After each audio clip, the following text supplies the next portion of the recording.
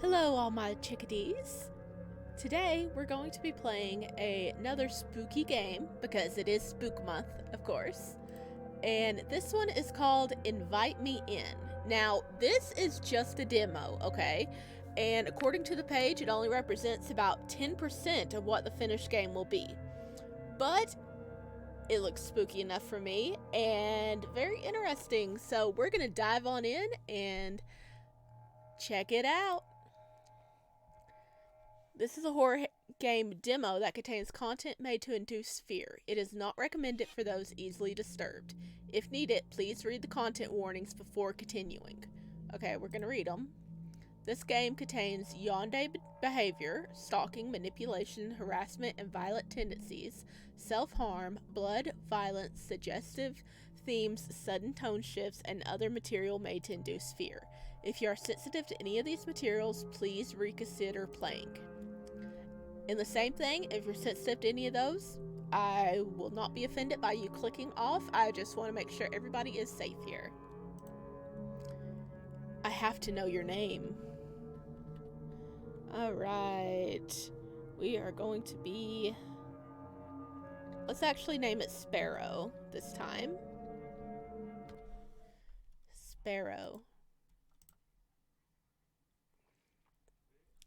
Alright, here we go. Also, what do you guys think about Sparrow's new hoodie?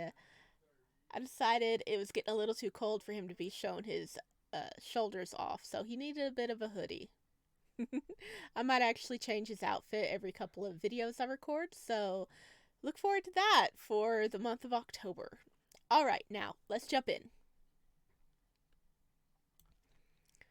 As the fun... As the sun finally sets, the lengthening shadows all begin to bleed together until everything is covered in darkness. My path is only illuminated by the occasional streetlight, and I start to become nervous again, like something bad is about to happen if not tread it with caution. I start picking up my pace as I get closer to home. I didn't plan to be out so long, especially not at night all by myself. The grocery store bag clutched tightly in my hands seemed much heavier, even though it only carries the sole jug of milk that I desperately needed before leaving the house earlier. Now I'm wondering if it was really worth the trip. During the corner... Oh my gosh. I am very tongue-tied already. This is not good. Okay. Turning the corner just leads to another dark road. I debate whether I should slow down to prevent tripping, or just break out to a run here and now. But it's just a couple more blocks, then I'll be back at home. For some reason, nagging at the back of my mind that didn't feel like an appealing situation either. If something dangerous really was just out of view, going back to an empty house was just like throwing a blanket over your head to keep the monsters away. It's moments like this I wish I didn't live alone. But I'm probably just anxious for no reason. I don't have any evidence that something is really trying to hurt me. Just these paranoid feelings in the back of my mind that I should ignore.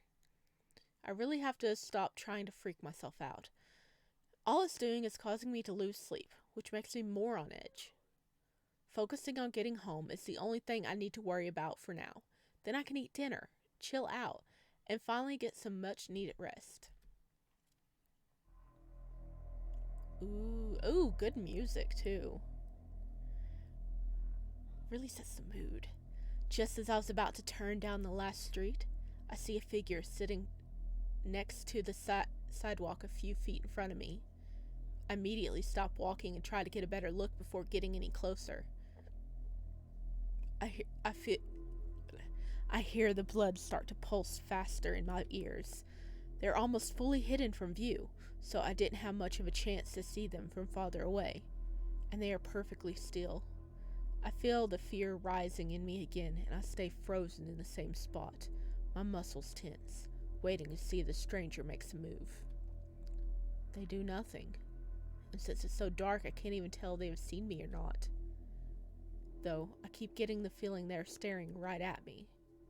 It's terrifying, but I can't just stay here forever. I want to go home.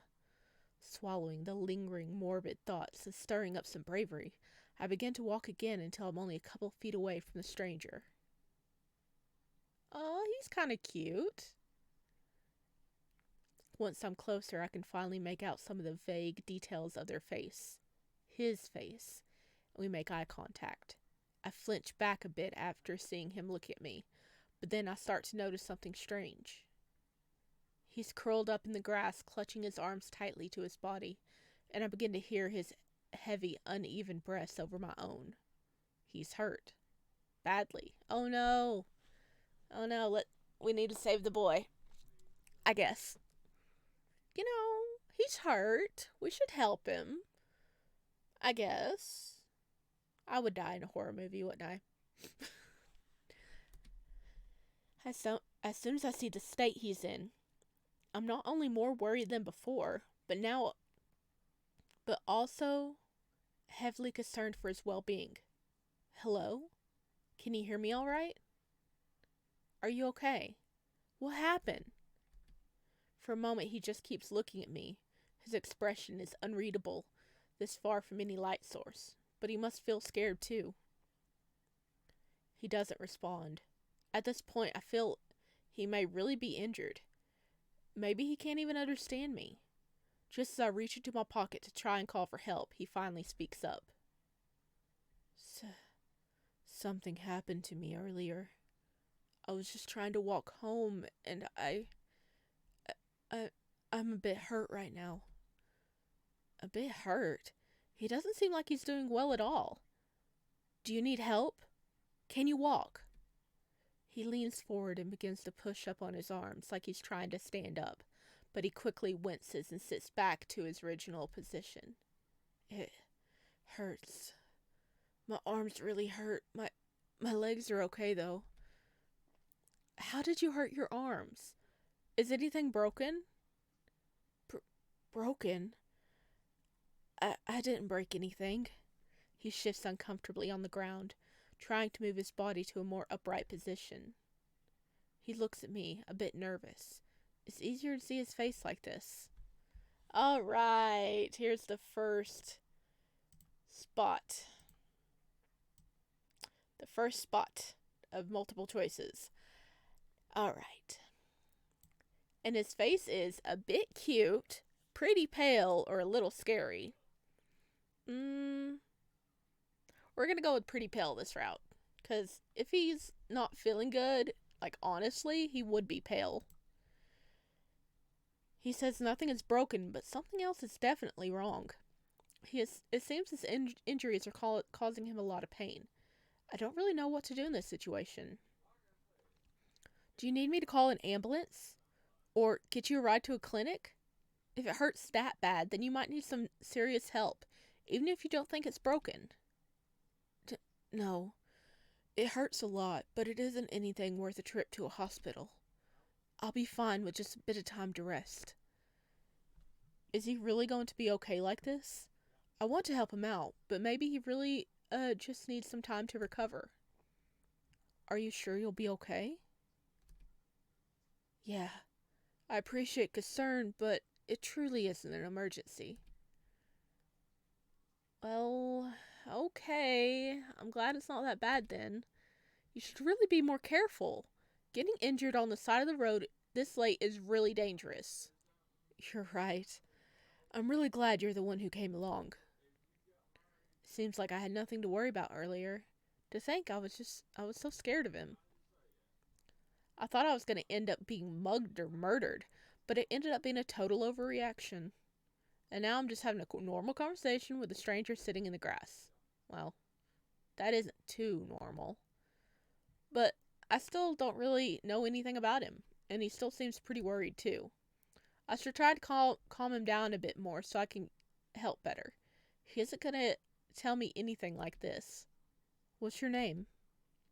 My name? It's Devin. He seems really shy about it. I kind of feel bad asking now. That's a really nice name. It suits you. There's no way. I think your name is much nicer. My name? How does he know our name? We didn't tell him. Oh, and I don't have an option to save. Wait, what? How do you know my name? I didn't tell it to you. Oh, you didn't? I'm sorry. I must have thought you said it already and it slipped my mind. I feel a bit embarrassed. I hope you don't think I'm insincere now that I complimented something I didn't even know, but I'm certain your name is nice. That's all I was trying to say. Sorry to confuse you. It's fine. I was just a bit caught off guard. So, what is your name? I feel a bit hesitant to tell him now, but I really shouldn't fault him for an honest mistake. It's Sparrow. Sparrow. That's a nice name, just as I guessed. Devin is now a bit Devin is now more focused on his sudden blunder than the pain he's in, which is a bright side. It seems that the conversation helped a little bit, even if it's somewhat awkwardly. He looks off to the side, trying to distract himself. Talking to a stranger like me seems to make him pretty nervous. As a sort of anxious reflex, he begins to mess with the sleeves of his sweater. He just ends up wincing in pain after pulling on them too hard. Seeing someone so miserable like this, I can't stop but from asking him about it one more time. Do your arms still hurt to move? Yeah. Devin tries to move his arms again and then gives up quickly. He pulls them back into his lap in a comforting position. Will he be able to make it back somewhere safe soon? It's horrible his arms hurt too much to even make it home. I feel the best way is to just hurry up this interaction is to help him out quickly then head on home. And the more he sits here in the dark, the more feelings of pity begin to surface. Talking to him has been a bit weird, but I can't help the gnawing feeling of concern for some reason. I feel bad for just leaving you here like this. Here, let me help you walk a bit closer to your house. You shouldn't have to sit here in the dark. My house is still a bit of a walk away. I should be fine. I feel better already after talking to you. It seems I might have been a bit too worried after all. At least let me walk you to a bench nearby to rest. It's better for you than just sitting on the ground. You'd help me? That's... I really appreciate that. I just need some help standing up. Then I'll be okay to move on my own. Helping him out seemed like an easy enough offer, but actually finding a good way to lift him up gracefully was a harder task than I guessed. Setting down my grocery bag of lonely milk on the sidewalk, I walk a bit closer to Devin. We both look at each other, trying to figure out the best way to go about this. I want to lift him up without hurting him or making him uncomfortable. Eventually, he moves his legs until they're bent under him, almost in a kneeling position. Then I move beside him, wrapping my arms around his torso. As I increase the pressure of my hold on him, his breathing becomes even more labored and unsteady. His body becomes incredibly tense, despite how carefully I try to lift. Are you okay? I'm trying not to touch your arms too much, but let me know if anything hurts. It really doesn't hurt that bad. I can barely feel it. Liar. Liar. He's either a very good actor or he is lying. Okay, let's see. Feeling a bit more reassured after knowing he's okay, I give one final lift until he's up on his feet. We did it! Okay, let's see. Hopefully you're all good to go now. Let's say, is there anything else I can do to help? I'm here if you need any... Before I can even finish what I was about to say, Devin begins to wobble over after trying to stand on his own. I quickly reach back over to hold him steady, and he ends up leaning back into my arms, clutching my shoulders to keep from falling. What happened? Are you okay? Yeah, I'm okay. Are you sure? I can call someone for you, or get you a ride to a clinic if something's wrong. I think it's just my blood pressure after sitting there too long. I'm fine. Honestly, fine. Do you think you can try walking on your own? Or is that a bit too much? Okay, he just fell over standing up. I don't think he can walk on his own that easily if he really is hurt. I think I need a bit more time before walking on my own. I can just sit back down if it's not too much trouble for you. I'd be lying if I said I'm not a bit tempted to take him up on the offer, but a small sense of guilt stops me from bringing back on my promise to help him. It's not too much trouble at all. If you're okay with it, you can lean on me while we walk to the bench. I don't know how much you feel like moving right now. If I have your support, I'll be okay to move. Okay. I try to walk slowly and not to put too much strain on you again. We move in a side-by-side position where his arm is over my shoulder as I wrap my arm around his back. The walk continues at a steady pace as we get halfway down the street. I feel Devon's breathing as he pushed against me for stability. It seems to still be quick and heavy. His body also feels cold and damp. Just how long can he have been there by himself? Is he really okay? Why did the creepy music kick on? I look over to glance at Devon's face, which is completely pale with a small smile creeping over his lips. The image is almost frightening with the state he's in. Like he doesn't even know how bad his condition is. No, like he doesn't even care. He notices me staring, and his unreadable gaze meets mine in an instant. It feels like he can read every thought and intention running through my mind. Suddenly, his eyes soften as his grin turns more friendly, but the off-putting paleness is still there. You really are too kind to me, even helping me walk. For a second, I feel like I can't move. I can hardly breathe without looking at him directly. As I said, no trouble. I have to force myself to turn away from him and continue to focus on walking. But I can still feel him right next to me as my heart hammers faster in my chest, and I pray he doesn't notice. Maybe I'm just imagining it. Maybe it's because we've met in such a weird situation, but he looks at me differently than anyone else I've ever met. I strengthen my resolve and begin to push forward again. We finally get to the end of the street and turn the last corner. The bench is just a few feet away. Here we are. You should be able to rest right over here. I gently pull him over until he's able to safely sit down on my arm on his own. He seems a bit shaken up still, but much better off than on a clean bench near a streetlight than on the ground in the dirt. Thank you for taking me all the way here. It was so considerate of you. Even though Devon says that, he doesn't look relieved at all. I feel a bit guilty ending it like this, but just how much can I really do? Hell, he didn't even want me to do this much. I'm glad I could help. I really hope you feel better soon. It was nice to meet you, Devon. Alright. Starting to get little creepy vibes. Getting creepy vibes. Okay. Just as I'm about to walk away, his hand suddenly grabs mine. Okay. We can do let go of me. Did you need something else? Or Devon, are you alright? He was a little creepy with us taking him over there, but either did you need something else, or Devon, are you alright? Let's do something else. I have to head home soon, but is everything okay? I look down at our hands as he slowly lets go of mine. I guess he grabbed my hand without thinking, because he quickly places his hand back in his lap nervously. Sorry, I just thought you should know. Your grocery bag. My grocery bag? You left your grocery bag behind earlier. It's still on the sidewalk. Oh, yeah, we need to go get our lonely milk. I looked down at my empty hands and realized that, yes, I did leave my milk behind.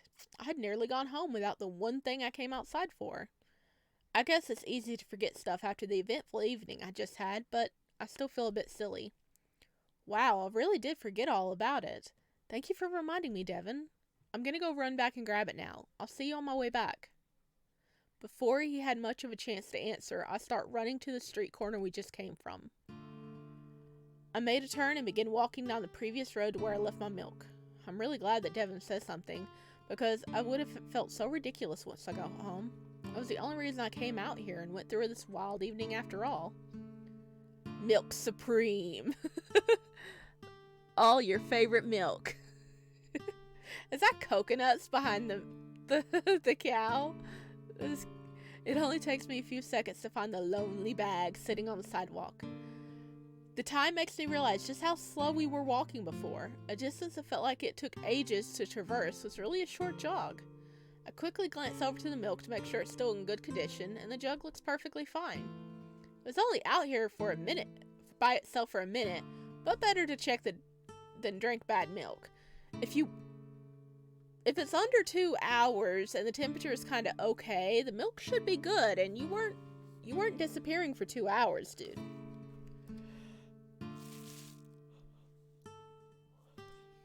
I scoop up the bag into my arm and start heading back. I should really say bye to Devin before heading home and check on him one last time. Oh, he don't look good. I run back to the bench to see him sitting there as I left him. Well, something seems a bit off. He seems just as unwell as ever. In fact, he's not even looking at me now. Is he ready for me to just leave now? Or does he even know I'm here? I step a bit closer so I'm right in front of him and try to duck down to get one last look at his face. Well, I got my milk, so I guess I'll be heading back home now. As I said before, it was nice to meet you. Get home safe, alright? Just as I'm about to leave, I finally notice a dark stain forming all over his sleeves and into the rest of his clothes. Oh, he's bleeding. Earlier, they were small enough that they should be mistaken for shadows, especially in the dim light, but now it seemed much more obvious. Is that blood? Now it's impossible to ignore it. The pain hit me like an anvil as I felt my heart drop. I looked down at the arm I had used to help support his body when we walked over here.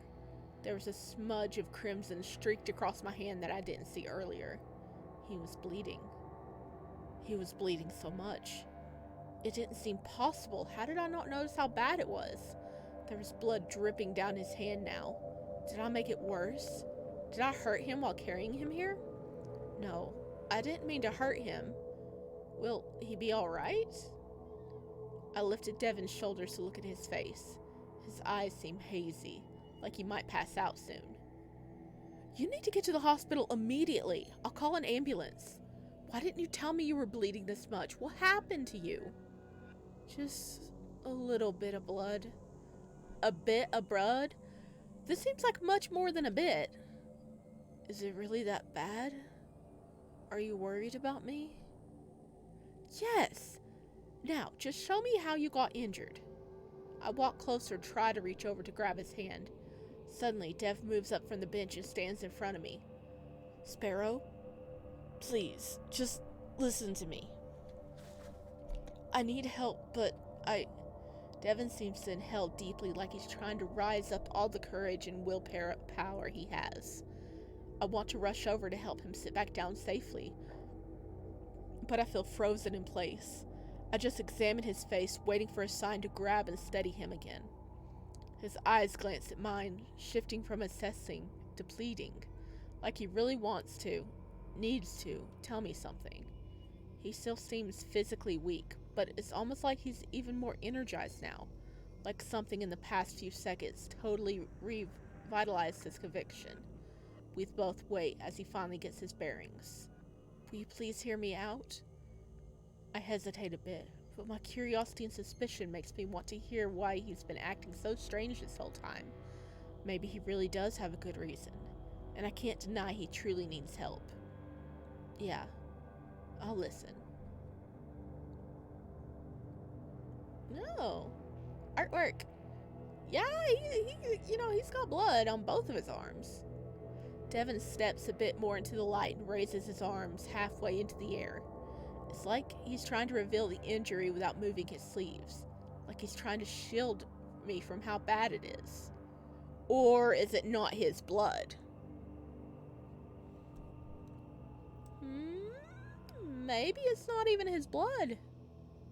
I am suspicious.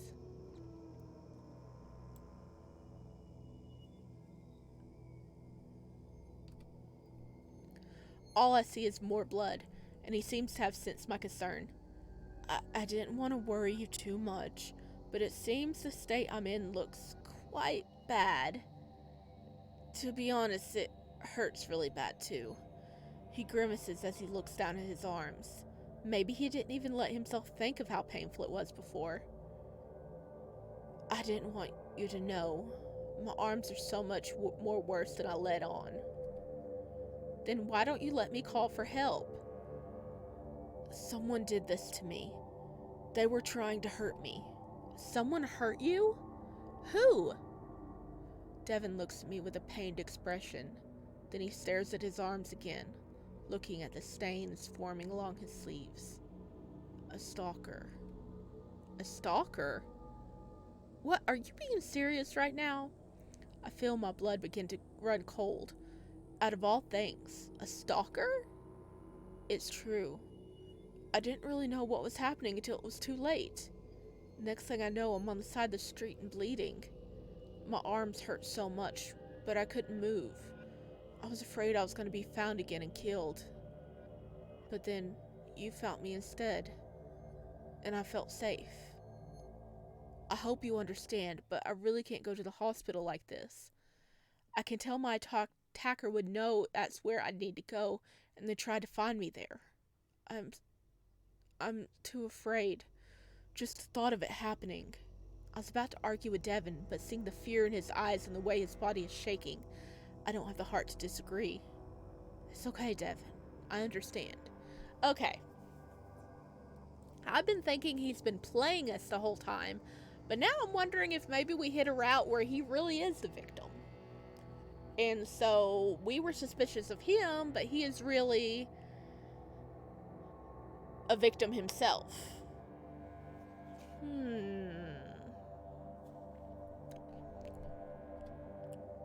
You're not gonna call for help, right? No, not if you don't want me to. But why can't we call the police? You might be in real danger. Police? I really don't think that's a good idea. It makes me too nervous. Plus, I don't even think they would take me seriously after not believing me before. I look at the blood continuing to drip from his hands. I feel it's hard not to take Devin seriously at this moment. But if he feels so certain about it, I shouldn't doubt him about this either. There has to be some solution, right? He can't just deal with this by himself and risk getting hurt even more. I want him to be able to get help. His life could be at risk, and I don't think I could go home only to see him on the news tomorrow. Then, what are we supposed to do? You can't keep walking around like that. I just need someplace safe. I really don't think I can be home alone while someone is after me. Even if there was some basic medical supplies, I could make it work. I patched myself up from worse. It feels like an inadequate solution, but my mind is racing too much to think of a good alternative myself. I may end up regretting this later, but one thing I know for sure, I can't just leave him like this. I may be terrified, but that's nothing compared to what Devin is going through at this moment. I've been on the edge the past few weeks with thoughts someone had been watching me, but he's been living it. I feel a little silly trying to relate. I can't help but feel a sense of connection, though. Like it was a fate that I happened to be the one here to help him. Are we going to take him home? This sounds like we're going to take him home.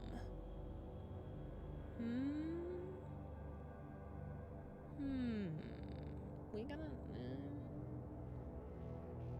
I don't know if we trust him that much. If anyone would know what it's like to live with this fear and how it can affect you, it would be me. And I wouldn't want someone to do the same for me if I was ever in such a dangerous situation. As I've been going through my reasoning in mind, Devin has just been staring at me with a hopeful expression. He's got his puppy dog eyes on, like, you want to take me home, right?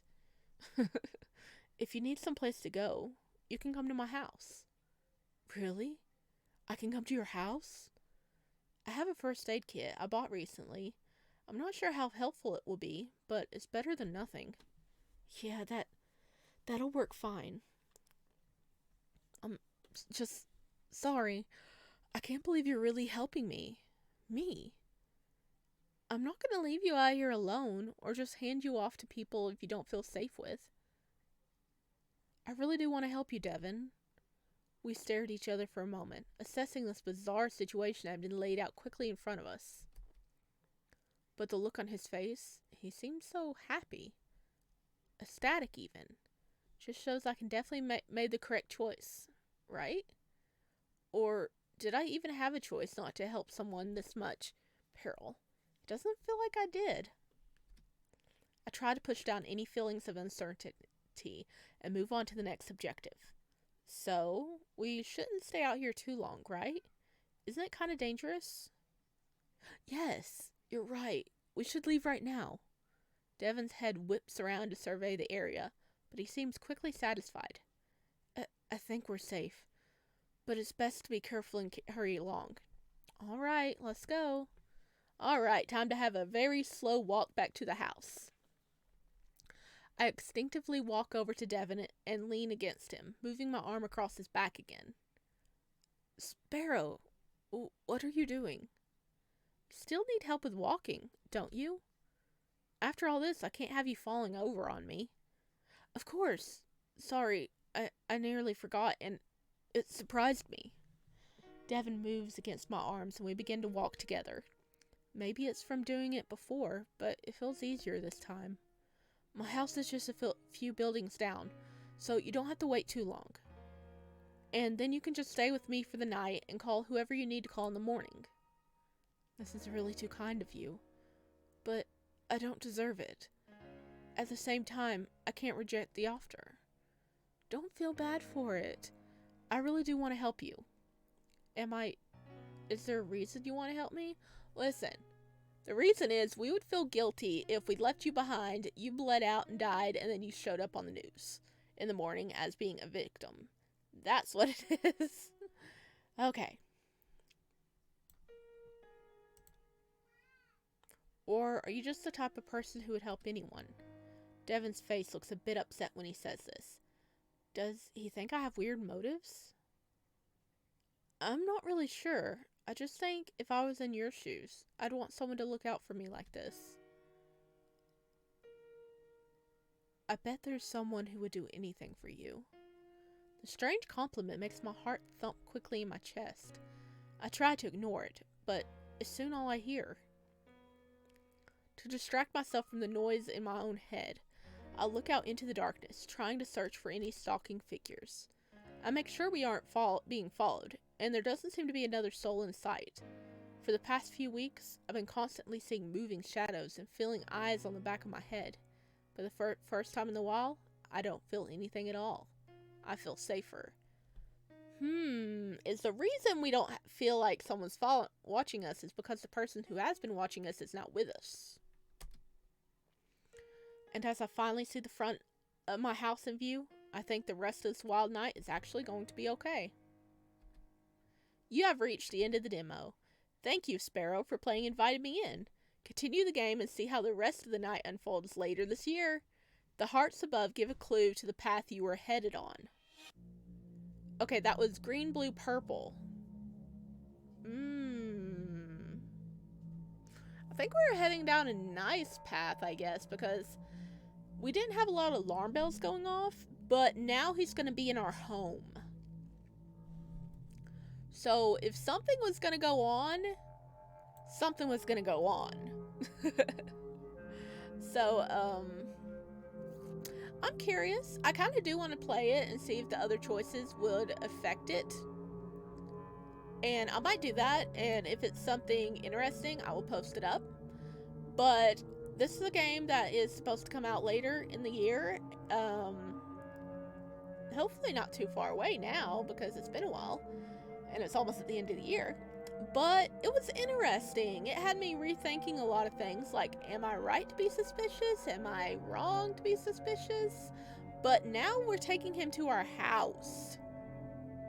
You're taking a stranger to your house. This is not going to end well, okay? This is not going to end well. But anyway, thanks for watching. This has been Invite Me In, the demo. And I'm going to have a link to it down below so you guys can go check out the page and possibly, follow it and wait for the full game to come out. If you guys want to see more, let me know as well. And as always, I'll see you in the next one, guys. Bye!